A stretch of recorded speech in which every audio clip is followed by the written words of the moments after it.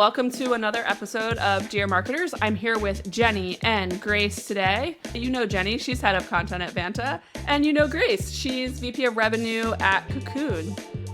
I have had the privilege of managing Grace twice, which will be relevant in a second, and I was Jenny's skip level manager once, but she was qualified enough to not be a skip level. My grand boss. You were my grand boss. Yeah, that'll be relevant in a second. So the other thing to know is this episode is going to be really hard for me because my partner ridicules the way I say management. I'm trying really hard because my default is to say management or like no, it's not. No, it's like, well, I'm trying to do it, but you'll hear me say it throughout when I stop thinking about it. I mostly don't have a Philadelphia accent, but my parents do, and like it's on management, which I'm trying to say normally. It's really bad, apparently. I've never noticed you say management. Management. I hear it. No, I've listened back to podcasts, obviously, when I'm reviewing them, and I definitely say management. Or like, it's all sorts of funky. Like other words, I'm like, oh, I sound kind of like, it's kind of like a cool, messed up, mixed East Coast accent thing. And then on management, I'm like, whoa, I gotta work this out. So it's one of the words I have to think about saying. So is the word crayon. Oh, I'm bad at crayon. I say crayon. Oh, like I say cranberry. I say crown, like I'm the queen. Coincidence? But anyway, let's talk about management. Let's go to Mark's question that he submitted via Typeform, of course. Dear marketers, I'm Mark Huber, the VP of Marketing at User Evidence, where we help go-to-market teams collect, curate, and share proof points across their customer base. Here's my question for you. What's the biggest mistake that you see first-time marketing leaders make? I'm not talking about basic stuff like bad one-on-one formats and messy decks. I mean mistakes that actually derail their credibility. From what I've seen, it's usually one of two things. They either stay way too close to the work because it's too comfortable, been there, or they zoom out too fast and lose the team in the process. I want to know what you see the most. What's the trap that takes good ICs and turns them into mediocre leaders? So last episode with Jenny and Devin, we did a lightning round that was very well received. And so let's do the lightning round.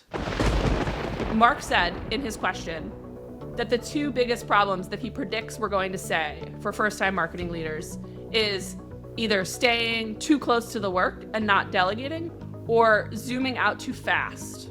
Which do you think is the bigger problem? Absolutely staying too close. Not delegating. Jenny? Especially Agreed. for first time. Yeah. I think it's you stay stuck in the weeds. You said especially for first time. As a fourth time manager or team leader, which do you think is a bigger problem? I think it depends on the size and stage of your company. If you're still relatively small, you're probably still stuck in the weeds. I think as you get bigger, you might zoom out too fast and kind of like lose touch with your team. Yeah, especially now with the AI stuff. But now it's not a lightning round because I'm building on the points. So we'll go to the next question. Mark also asked, what's the trap that takes good ICs and turns them into mediocre leaders? Not deliberately shifting in your mind what is my job from IC to leader.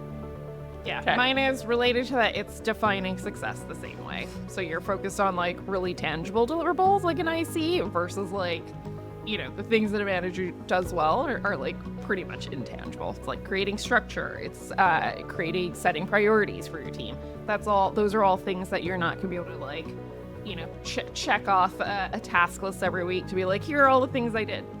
That was a really long bolt of lightning, Jenny, but I liked it. But she phrased it It's a a lot better than I thunderstorm. did. I'm giving you a thunder lightning storm. The last question in the lightning round.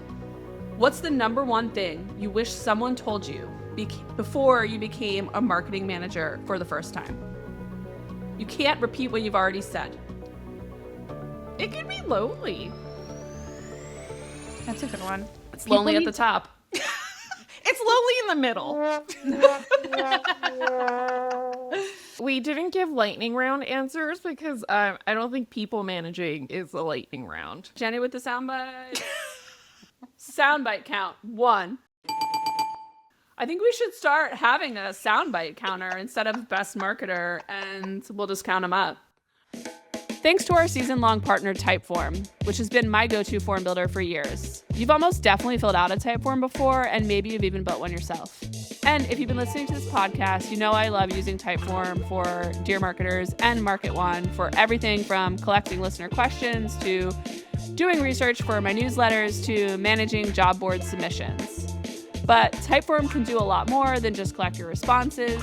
You can use AI to get summaries and insights from your responses and even ask follow-up questions. When building your forms, you can embed video to make things feel more personal and set up a brand kit with your colors, logos, and fonts, or just start from a template. There's built-in enrichment to give you a fuller picture of your audience, and with over 300 integrations, it connects to the rest of your stack easily. Basically, if you need to collect data, Typeform can help. Use code MKT1 to get 20% off their annual growth plan. To summarize the lightning round and Mark's question, I think there's 4 big mistakes that first-time managers or first-time marketing leaders make. One is choosing to do a whole bunch of random acts of marketing or have your team do a whole bunch of random acts of marketing, which I call RAM, over guiding yourself and others to do the high-impact work. I think number 2 is failing to delegate. These are not in order of importance. These are order in how the podcast is going to flow. So in the last minute, I actually managed to summarize all of the lightning round, Mark's question, and put it into an order that's going to flow. No prep involved here. And then the third one is, I think, just poor coaching, poor people management in its classic form. I call that poor mentoring, I guess. And then the last one is not focusing on internal marketing enough, which I think is the point that we were kind of making about you're just not getting the balance right between managing your team and managing up and managing over. And we've talked about this a lot in other podcasts and newsletters and stuff. So I think we'll go the fastest on that. But excited to talk about these pitfalls. So mistake number 1 is choosing RAM over impact. What do you all have to say about this?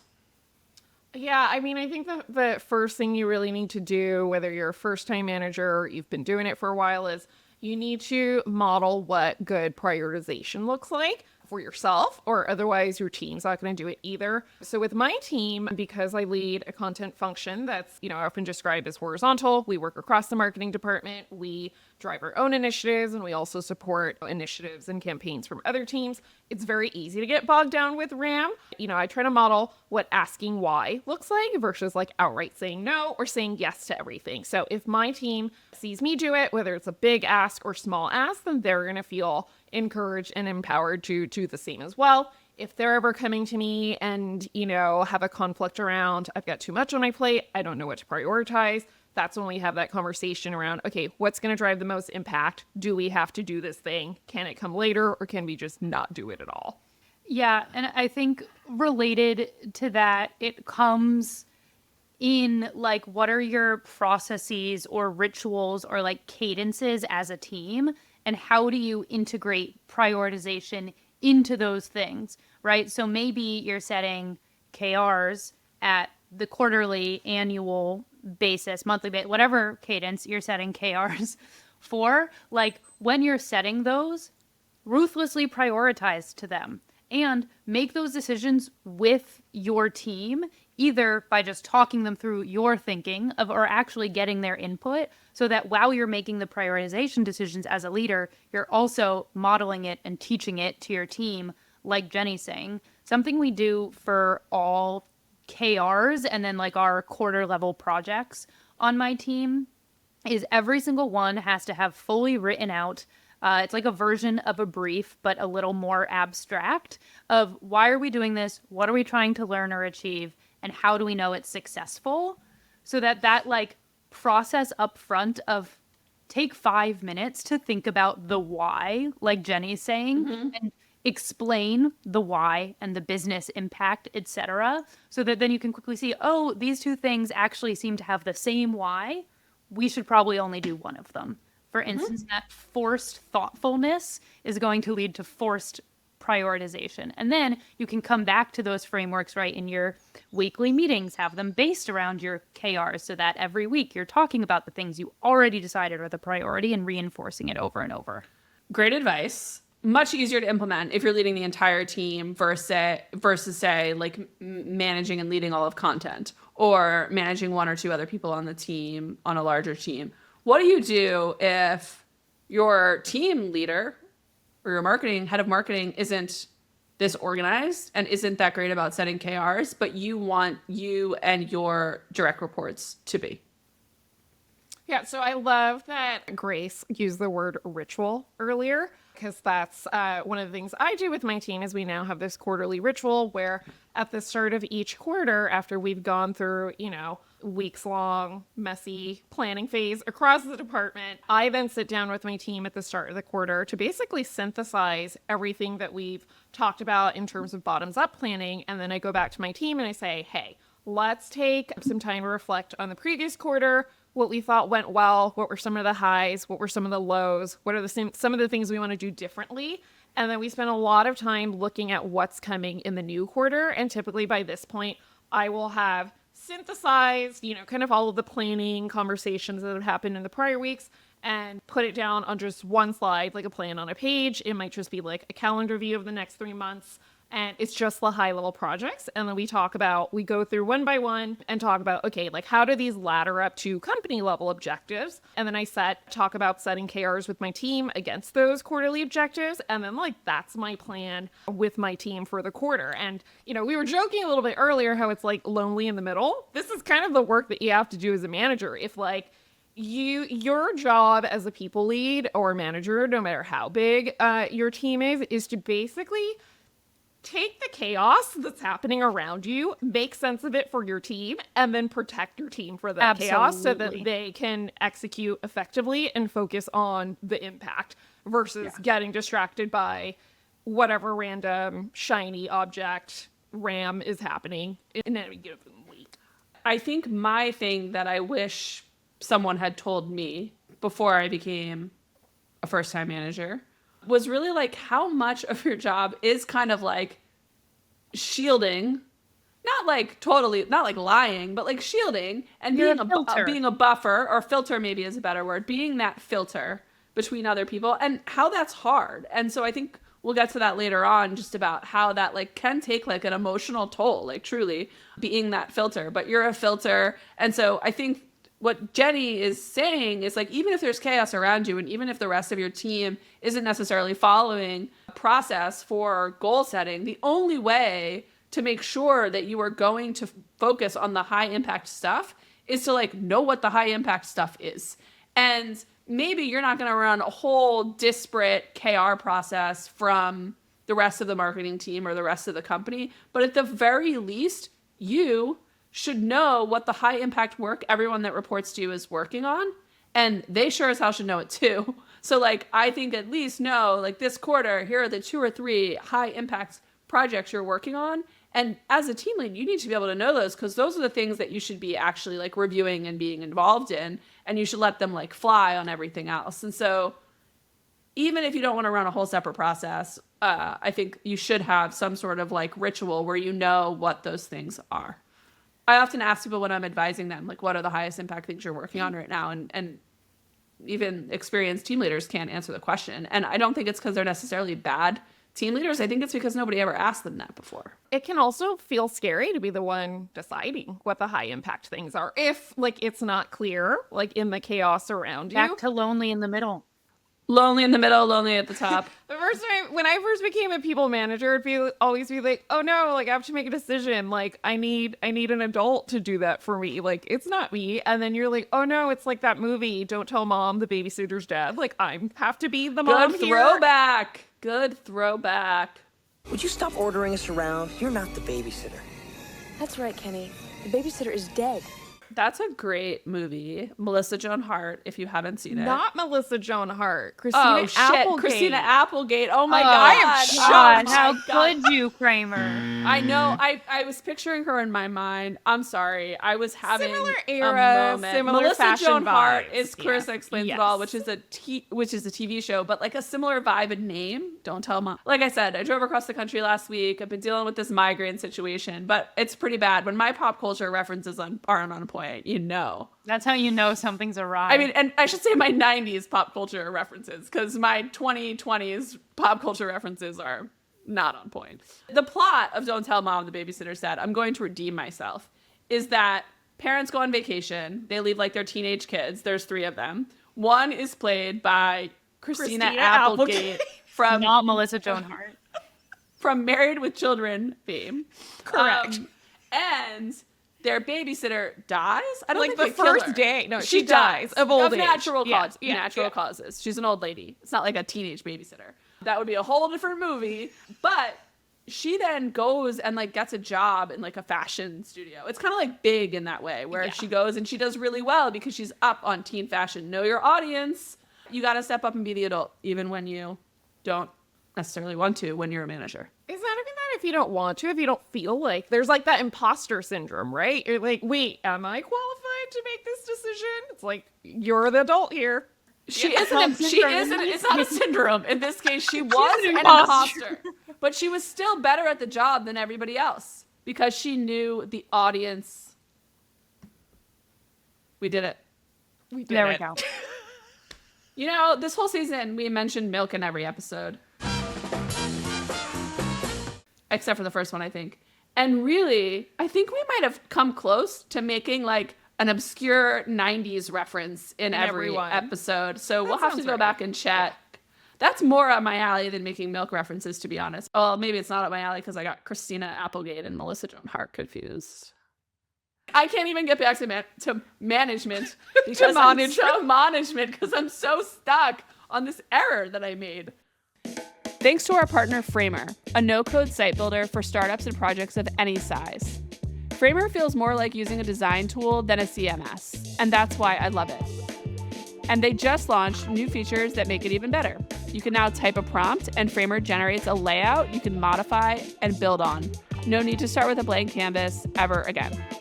You can also draw vector images right inside Framer, so you don't need to jump back and forth to Figma.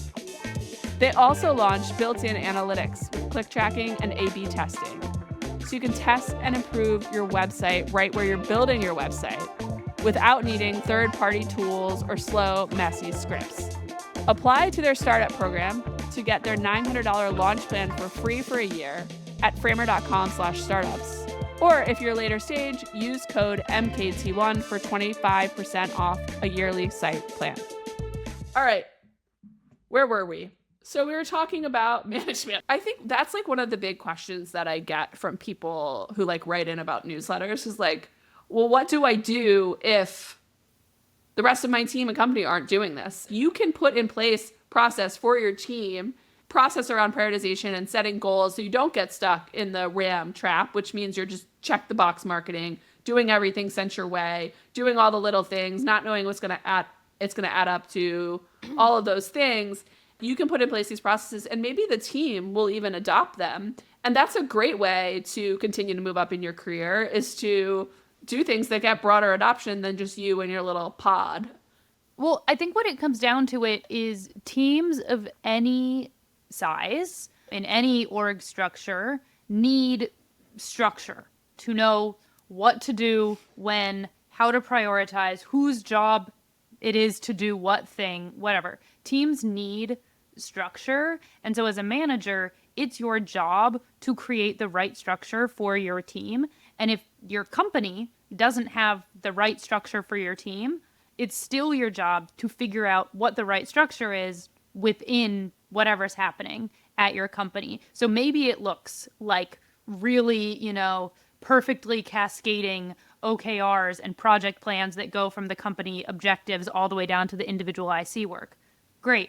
That never really happens unless you work at Asana. But never maybe happens. it's embracing your job as chaos filter, right? To synthesize the right things and create even a loosey-goosey priority structure that works for your team because you're operating within chaos.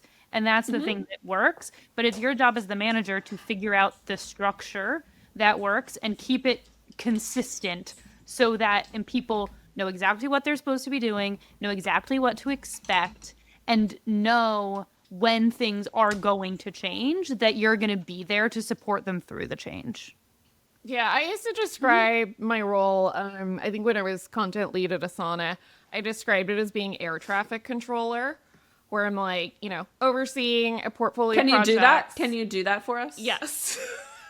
Watch the YouTube version. I think it's more like, I don't know. I think Yeah, they're I going don't actually to. know the I think hand it's signals. a 2.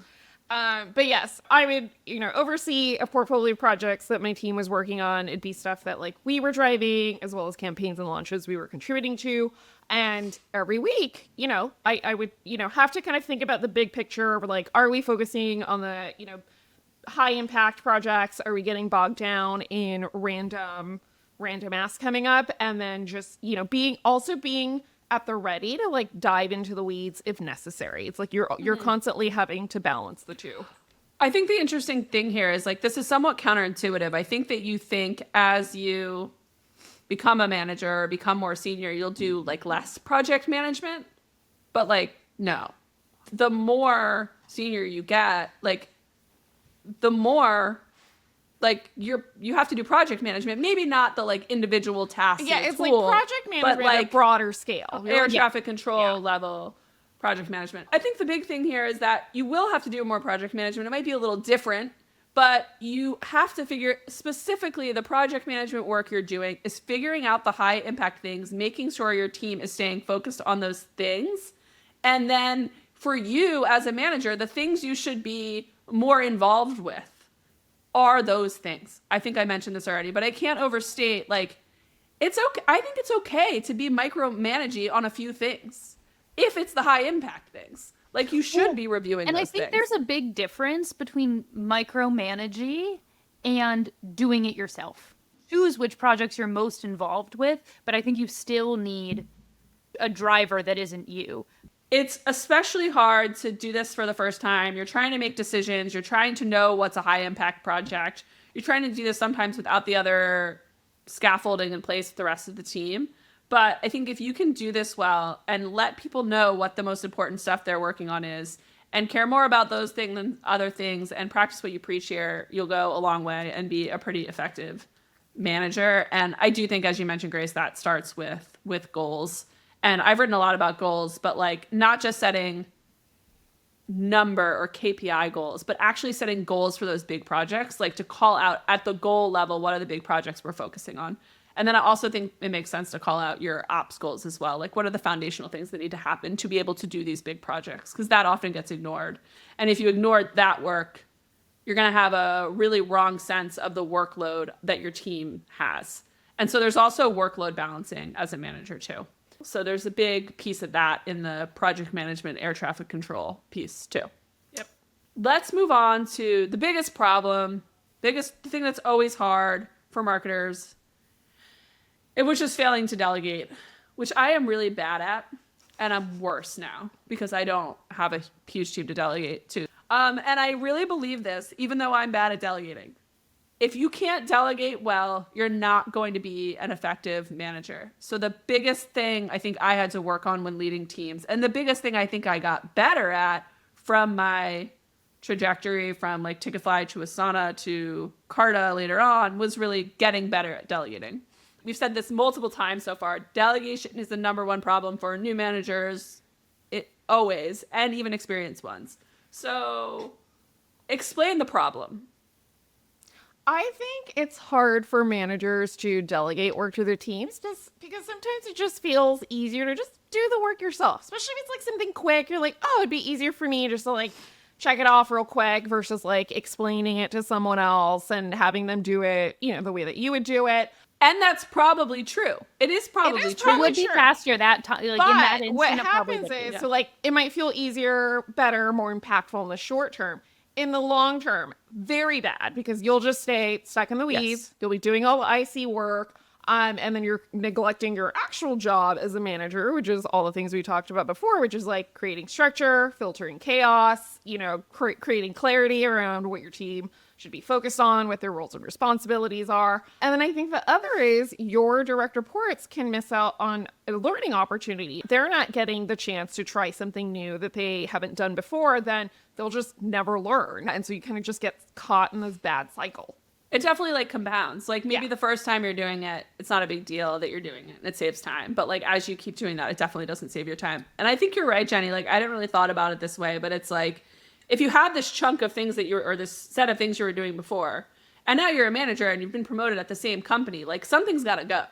Or you're not going to be able to be an effective manager because the manager responsibilities needs to come in and like fill that pie chart now. And you're not giving away the things you need to give away. And so this is where I think it's especially hard, having done this 4 times, when you are the first marketer and then you continue to manage and lead the team and bring on more people. Like you're giving away your work baby. Maybe that's dramatic.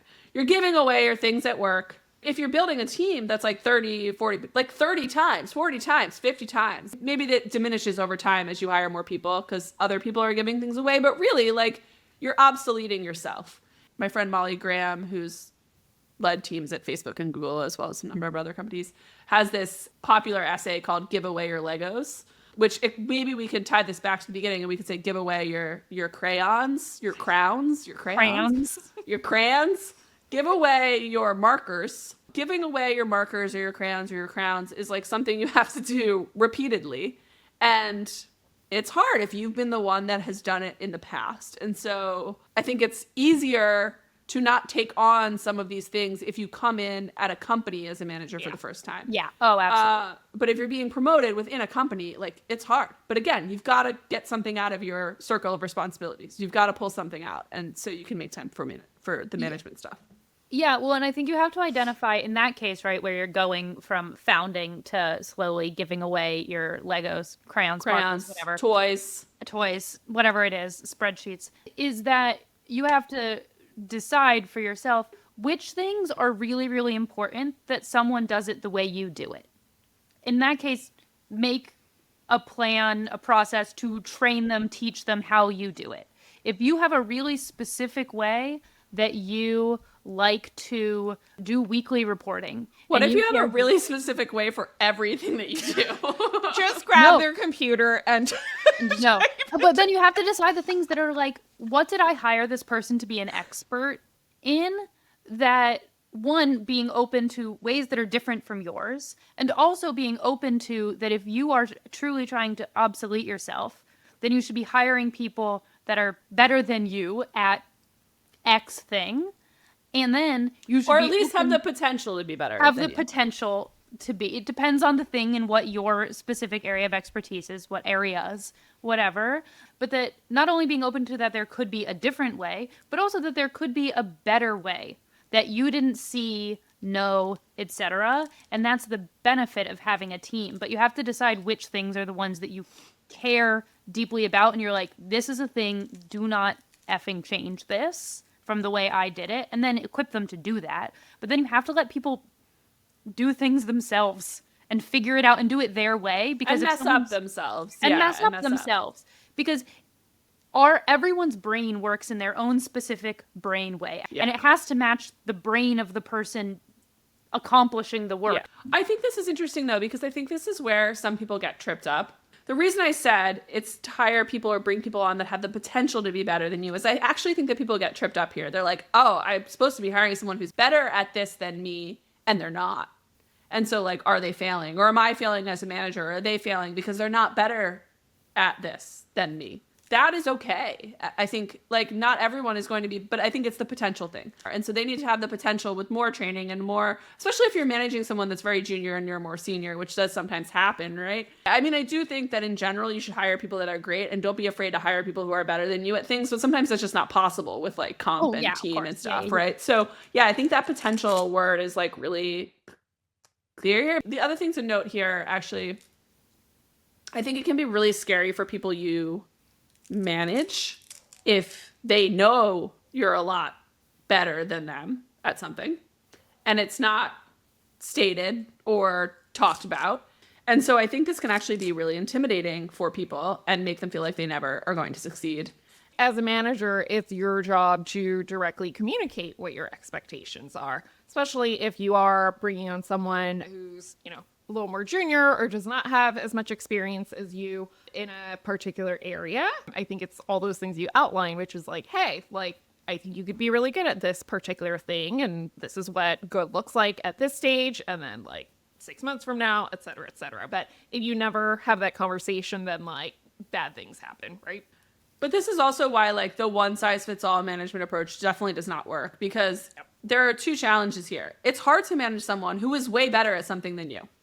It is also hard to manage someone who is way worse at something than you, because you expect them to be about the same as you. Like that's what you want at the specialized thing, but that never happens. And so you have to realize that people can be experts in different things. And I think something I often tell people, like people that are more junior than people that they start hiring, like they've been at a company forever and they've been the head of marketing and they're starting to hire a bunch of people, and they're like, shit, these people, like they're older than me, they know more than me, they've done more than this. I'm like, but you as the leader of this team have the history, have the context, you know X company, you know your company better than anybody else. So your experience here is that you built the thing, that you have more of the audience details, the company history, and you know this better than anyone else. So that's the thing that you bring the expertise the most in. And I think that's really valid. The thing that we haven't talked about yet, and that I think trips up a lot of first-time managers, is like, you're not supposed to know everything. Like, that's totally okay. Right.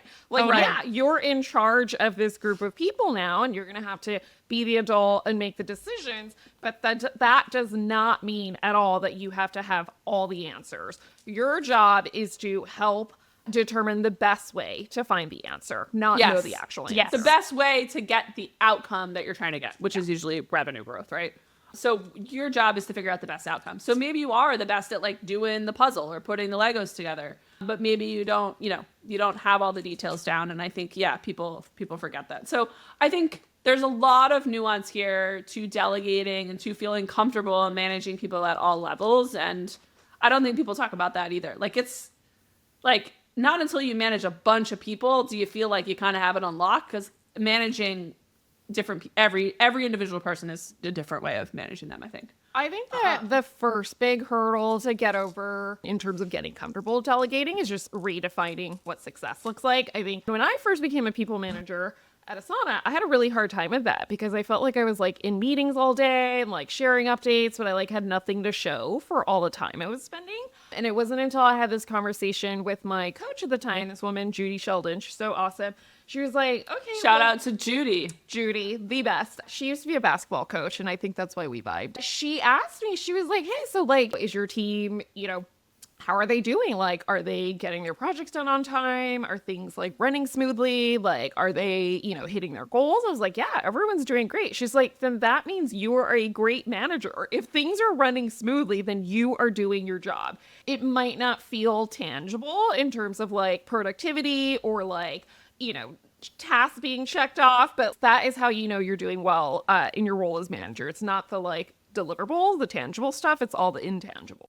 One of the biggest mistakes new marketing leaders make, thinking they need to figure it all out alone. You don't. And honestly, you shouldn't, especially when it comes to marketing ops. If you've added enrichment tools, signal tools, or started dipping your toes into account-driven go-to-market this year, you're probably feeling the RevOps pain. And bringing in someone who's done this dozens of times before will save you hours and tons of headaches. 42 Agency helps B2B startups clean up and scale their marketing ops. From routing logic to fixing scoring, aligning HubSpot and Salesforce, to running campaigns, they do the MOPS work your team avoids. Visit 42agency.com, the numbers 42agency.com, and mention Market1 to get 10% off a consulting package. Let's break down some actual tangible advice for getting better at delegating. I'll go first. Something I've been telling people I advise recently, because almost everyone I advise faces this in a big way, is to make a list of everything you're doing. I don't need you to write how much time exactly. You can estimate. You don't need to go crazy and dissect your whole calendar. But what are the things that you're doing? What are the things you're actually spending time on? Do this over a week, or just make a list looking back. Think about it. It doesn't have to be perfect. And as you're making this list, there's going to be shit that you're embarrassed about on the list. You're going to be like, oh God, why am I don't know, give me a mundane task. Why am I still putting ad impression numbers in a spreadsheet? well, why is anybody doing that is a better question. But like that's a good task for AI, because now you can actually delegate stuff to AI, which is interesting. So now this list has two purposes.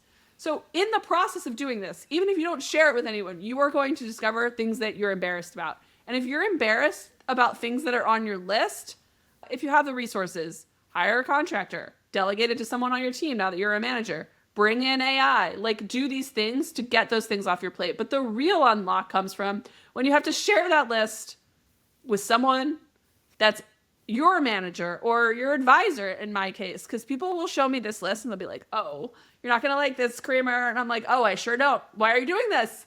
And I think it's a really powerful exercise. It sounds so stupid, but just sitting back, thinking about it, and then having someone else look at it, the shame will make you delegate. And maybe you're not going to do it all overnight, but at least having awareness, I shouldn't be doing this anymore. I think that's really valuable. Don't be afraid to delegate the big stuff too. Like if you have a really promising, person on your team that's ready to take on more, delegate that big project. That's a great way for you to just continue to, coach up a team member, get them the experience that they are maybe excited to develop, and then you can, continue to up level kind of your leadership work. So it's not just the small stuff, delegate the big stuff too. That's great advice. What is your advice, Grace, for like how can you stay close to the work without doing it yourself? Or like what are some of the tools used for that? Yeah, we use a very structured approval framework. So everyone on the team knows, this type of project, Grace is the approver, this type of project, content lead is the approver, and so on and so forth, so that it's predefined. We have like our team priorities, right, and like projects and stuff, but it's also predefined like these types of deliverables I'm always involved in some way from an approver capacity. And then depending on the project, right, it could mean that as the approver, you are also a strong contributor. That happens a lot on a big priority project, that you're working as like a collaborator with whoever on your team is actually driving the project. And I think those opportunities where you can serve as a collaborator with someone on your team as a driver are some of the best opportunities, like Jenny's saying, for like giving someone the chance to lead a really big project. You're a collaborator on it. You're the approver. You're there with them every step of the way as they grow into managing these different projects. So a couple of things here. Make it super clear the things that you want to be involved in reviewing. And part of that should be my favorite Kramer is my GACS brief, which has evolved again over time. But the GACS briefs, I've talked about this all the time, but it stands for goals, audience, creative, channels, and stakeholders. But putting that on every project or even every KR or every document or thing that your Notion doc, whatever it is that you're creating, Google Doc, whatever the thing is, put a GACS on it that makes it really clear who are the stakeholders, and not only that, but like, am I as the manager going to be reviewing it, or who's going to be reviewing that? And that's also a great way to stay in touch with the big projects. Like part of the approval process should be, or review process should be, share the GACS with me before you start on the work. Yeah. And then go run and then share it with me when it's at this stage. So I think getting alignment with your direct reports on those GACS briefs can really be a chance to kind of let go, because you're like, okay, we're on the same page. Yeah. And then checking in at other points in time. And the last thing that I think I mentioned a few minutes ago when we were talking about avoiding random acts of marketing was, I think, again, it is okay to pick your pet projects, like as a marketing leader. Like Grace said, pick things that you're still going to be collaborative on for a while. Like you are still going to be doing some IC stuff. So pick and choose where you think you can be a really valuable IC, but make sure that you're not taking that away from someone who can like really learn from it. Mistake number 3, poor mentoring. I think the biggest problem here is when people overinvest in the reds and not enough time in the greens and yellows. When people are managing things, people, projects, they tend to focus on the reds or the poor performers. And they spend a lot of time trying to save the poor performers. You see this in meetings where you're looking at projects, and I've been guilty of this too. You're like red, yellow, greening your projects, which I'm a big fan of. And you're doing this, and then you're like, let's talk about the reds. The reds are probably too far gone. the yellows can actually probably become greens if you put more effort into them. And the greens, you should probably double down on them. I've noticed that people do this across the board. They spend, whether it's channels or campaigns or content, but especially people spend too much time on the reds. And usually that's not the best place to spend your time. I think it's important to think about, again, how you're spending your time. And are you spending your time making the green high performance things, doubling down, mentoring, if it's people, mentoring, helping them stretch, helping them succeed even more, like making them amazing. If it's, the same goes for projects and campaigns or channels. For the yellows, like coaching them to see if they can get to green. Hey, you're doing a great job. Here's how you can get to the next level. Here's what would be needed. Here's what you're missing here. Or here's where we need to work on things, but you're doing great. And then the reds, like, you obviously need to manage them. And I think there's a period of time where you're trying to see if they can get to yellow. But at the end of the day, maybe they're not the best fit. And it doesn't mean they're going to be a red everywhere they go. It just means at your company at this time, with your audience, all of those things, they're maybe not a top performer. And maybe that's not where you should spend your time. I think it highlights the importance of proactive and frequent performance management, which is, what did someone call it to me recently? Not performance management, but performance maintenance, to make it less scary feeling. Like you said, people need to know where they stand and understand how they're doing against your expectations. That's a huge, important part of performance management. And then doing that early work to see if someone's slipping maybe from yellow to orange. So you need to be doing this proactively and often, so that also when you recognize someone is a red and it's not the right fit for the team, the business, whatever it is, you've laid the foundation and expectations to get there. Because a person also shouldn't be surprised when you say to them it's not a fit. Right? And so it's your job not to say, oh, you're a red, I'm just going to ignore you and cancel all our one-on-ones. I think that's not what we mean. What we mean is, to be clear, what we mean is to performance manage on an ongoing basis. And when you recognize that someone is a red, if you really believe they can't become a yellow or a green, make decisions quickly to part ways with that person. And it sucks. Like, it sucks. It's the worst part of being a manager, in my opinion. It sucks. And it has to be done if you want to have a high-performing team, because the reds pull down the greens and the yellows if they stay on their team, because it tells a story to your yellows and greens that, hey, actually, it's okay to work here and not perform effectively.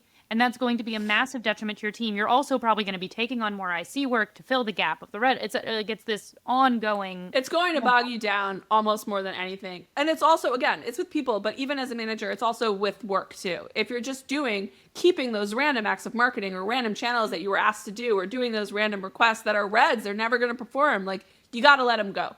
So it's kind of back to like giving things away, giving away your crayons. Did I say it right? Giving away your crayons. If you're spending all of your time, on your reds, whether that's, projects or, reports on your team that just aren't a fit, that also means you're taking time away from, investing in your greens. And like, another awful outcome as a manager is you have a really awesome high performer who leaves for a better opportunity. And one of your jobs as a manager is to retain talent. So I think with your top performer, sometimes, your greens, sometimes it's very easy to be like, they got it, they're good, I'm gonna just let them cook, as the Greens kids want to say. work on a team of greens. Yeah. And so I'm just gonna let them do their thing. And then 6 months later, they're like, oh, by the way, I got this awesome, career opportunity elsewhere. And you're just like caught off guard. So going back to Grace's point, proactive, performance management or maintenance, whatever you want to call it, is a thing at all ends of the spectrum. You need to be kind of aware of, where people stand. You need to be communicating that actively so that people aren't surprised at your annual or biannual performance review, and, have a plan on how you're going to move people. Yeah. And also just choosing again, how you're spending your time. There are periods of time where you might have to spend more time with your reds. Again, kind of managing people out or managing their performance. But for the most part, focus on the greens and yellows. It's a good life philosophy too. Focus on the greens and yellows things in your life, If you're not great at running, don't try to become a runner, That's Would in never. my case. Yeah, I hate running. Would never. I'm good at swimming. So I would say I'm a yellow at swimming right now. I'm a little out of shape. So maybe I should try to become a green there. I'm a red because I still can't swim, guys. Oh. So don't invest in swimming, Jenny. It's okay just to cut out swimming. What are some other quick tips? I mean, Mark doesn't want us to mention like managing one-on-ones well, but I have read things recently, like some CEOs and things are like, one-on-ones are a waste of time. I want to say that I strongly disagree with that, especially in a remote world. But you got to get to know the people on your team, what makes them tick, all of those things. And that's the best time to do them and not use those as status updates. So, maybe I'll put a little more in a newsletter, and I think we'll probably have a one-on-one template there. But other tips, like quick things on just how you can effectively mentor people, things that you've learned over time that work really well. I think that a really common early mistake for like first-time managers is that being really liked or being friends with the people that report to you isn't the same as mentoring them and helping them grow. Like, growth is really uncomfortable. Is this targeted at me? I'm obviously friends with you all. We're on my teams, and we're sitting here on a podcast now, which is a little weird. Right. Well, so it's okay to be friends with the people that report to you. Okay, good, because I thought this was a whole weird dynamic. But that doesn't make you a good manager. Right. And I think like I've seen this before in like teams rating how they like their manager. I've seen before there being like the team, everyone on this team loves this manager, right? And you maybe as their manager or feedback from cross-functional folks, whatever it is that this person's whole team is underperforming, right? And you're like, well, so something is amiss, right? Your team loving you isn't necessarily the indicator of a good manager because you can love someone because they never make you work, for instance. And that doesn't mean you did a good job doing your job as a manager, and that growth is hard and uncomfortable when it's happening to you. I'm still waiting to be thanked, by the way. Yeah. You're not going to get it right now. No, I know that. Grace will send me a text off camera. Yeah, for sure. Hey, Kramer, I loved you always. Don't worry.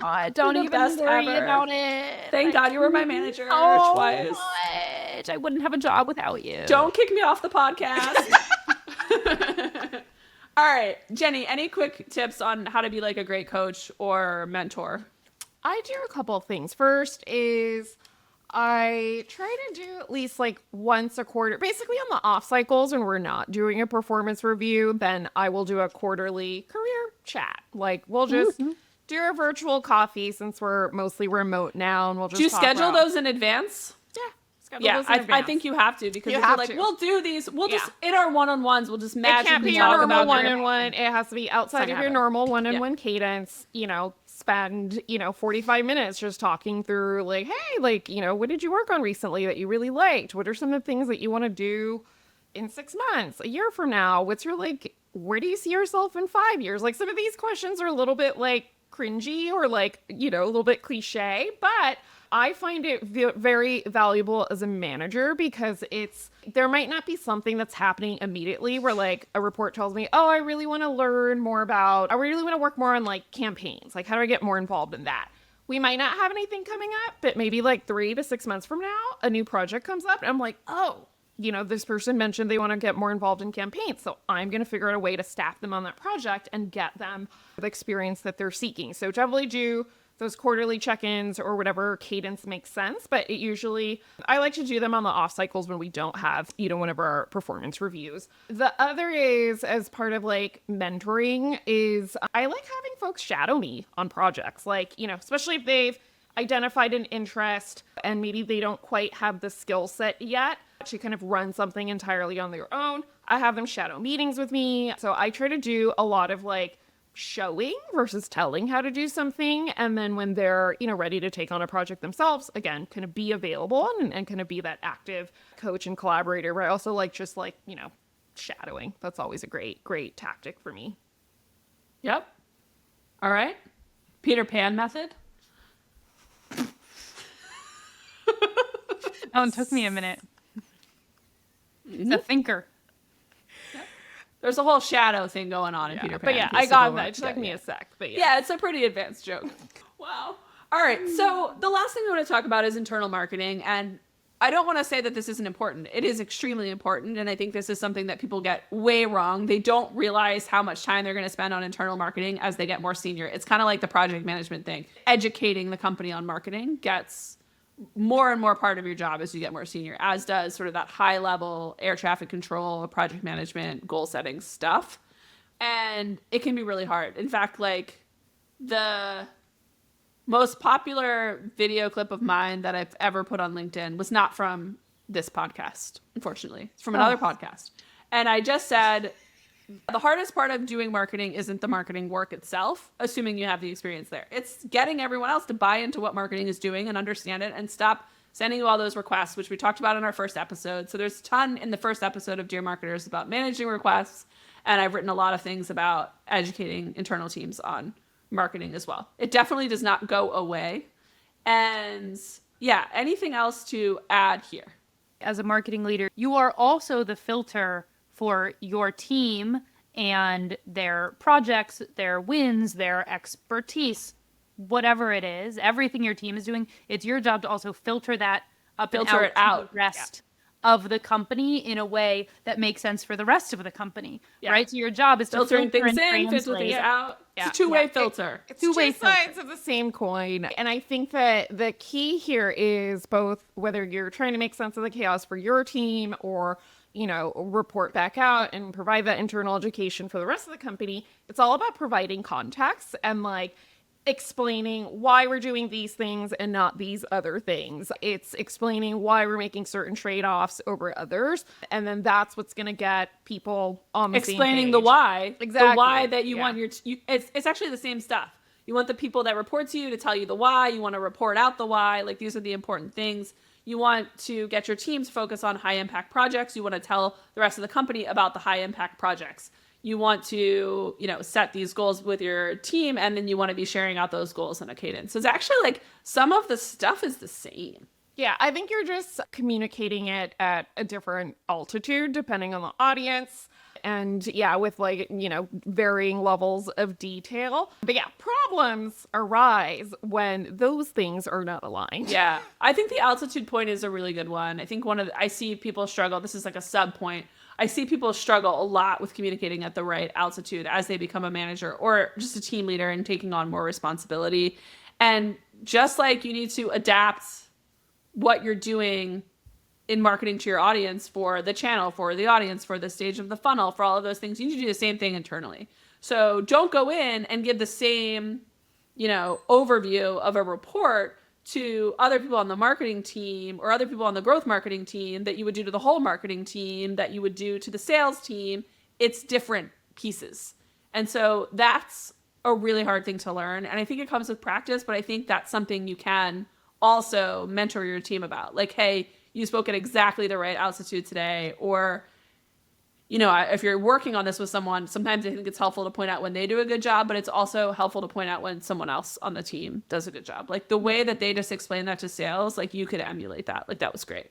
So much to say on internal marketing. It's a huge part of the job, especially as you get more and more senior. Managing up, managing over. But this is really focused on the managing down piece, I think, this episode. So I think we'll stop there. All right. Last thing before best marketer, what is the number one piece of advice you have now after this conversation for new marketing leaders? And you can repeat yourself. I would say make friends with other people managers or even people who are more experienced than you. Like, lean on them. A lot of this is going to feel hard. You're going to feel like an imposter. There are other people who've done it before and can help you. Find other people in your company. It's a great way to build bridges with other people in the company to say, hey, you're a new manager, or you just moved up to the same level as I. Like, we're now at the same level. Like, you want to be like my manager buddy. Like, find someone that you can be friends with and build that relationship where you check in from different teams and share things, or find people outside of your company or whatever it might be. Grace, what do you got? I think I am going to repeat myself, and it's create structure in every direction. Take the chaos and make it into structure that works for you, works for your team.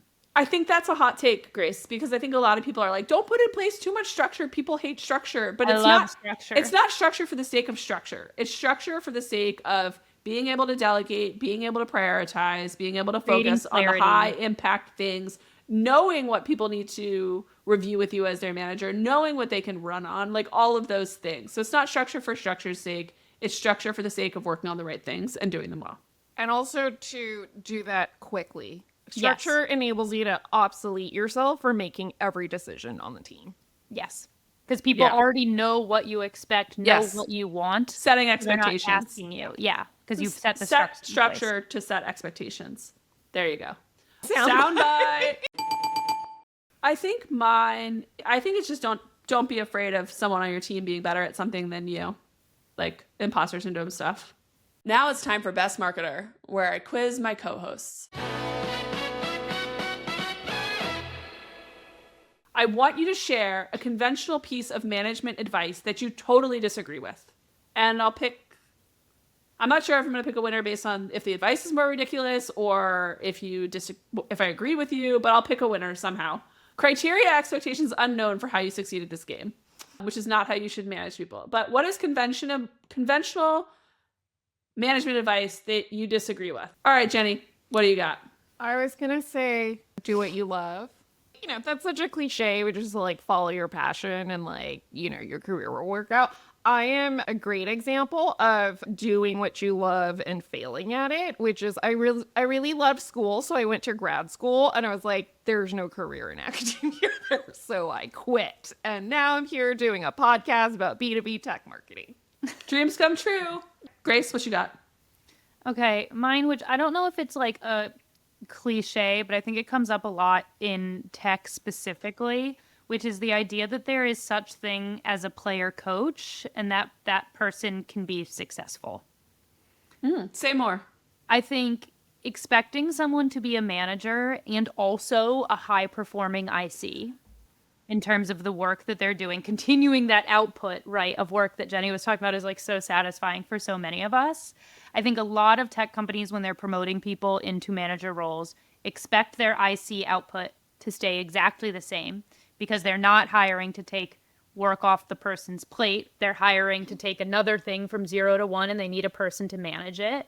And the idea that you could, for instance, be the marketing lead and also manage all of the growth channels without any contractor support, but you've hired, you know, a content marketer. Yeah.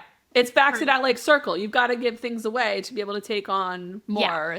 Yeah. In practice, when I've been in a player coach situation, it's like I'm managing the team, I'm growing it. The player tasks that I do are like the really entry level tasks. I'm like doing just like keep the lights on stuff so that my team can like do impactful there's stuff. always going to be things like that come up, or there's a gap that needs to be filled now and again, whatever. But when the role expectation is deliver like a full-time IC plus be a manager, I think it's really common and really dangerous and just sets people up for total failure. Yeah, and people often like when they get the question in an interview, like, what's your management style? They'll be like, I'm a player coach. And like, that means you can't delegate. Run for the hills. If that person is going to be your manager, scoot right out of there. Yeah, again, it means you can't delegate. That might be the most relatable. I'm going to give the best marketer win to Grace on this one. She did better than Jenny and I. With no criteria. No criteria. It's just vibes. It was the better vibes from that one. The last thing, I want you to say the sentence, I'm a marketing manager who manages marketing and is great at marketing management. And then later on, I'm going to have my partner judge who said it in the most eloquent way. Can I make a small edit to the statement to make it better? Yeah. I wrote it while I was talking on this podcast, so probably I'm a marketing manager who manages marketers and is magnificent at marketing management. Okay. So this is a second round of Best Marketer where I am now participating. I'm not the judge. All right. And the point is, I think you have to say it 3 times because we want you to say management in your natural form. Like right now, I'm editing the way I'm saying it. All right, Jenny, go first. 3, 2, 1. I'm a marketing manager who manages marketers and is magnificent at marketing management. I'm a marketing manager who manages marketers and is magnificent at marketing management. I think twice is enough. Okay. Go ahead, Grace. Okay. I'm a marketing manager who manages marketers and is magnificent at marketing management. I'm a marketing manager who manages marketers and is magnificent at marketing management. Okay, my turn. I'm a marketing manager who manages marketers and is magnificent at marketing management. You heard it there. I'm a marketing manager who manages marketers and is magnificent at marketing management. This is one fun because we were talking about management pronunciation. And this also is something you can do if you need to give yourself a pep talk. Just repeat this 3 times. This is your affirmation in the morning, Affirmations. in the mirror every day. So while it seems like we're making fun of each other's pronunciation, it's actually just an affirmation. I needed that. Thanks. And now let's hear from our guest judge. Well, I think you all sound basically exactly the same. And Kramer, good job training yourself to sound almost normal. The winner? Can't say. With that, that's another episode of Dear Marketers. I want to thank Mark from User Evidence for asking our question. I want to congratulate Grace on her huge Best Marketer win. Homework, go watch Don't Tell Mom the Babysitter's Dead. That's homework for the listeners. There will be a quiz on LinkedIn. All right, that's it. Signing off. And thanks again to our partners for this episode, Typeform, Kramer, and 42 Agency. And of course, my co-hosts, Grace and Jenny.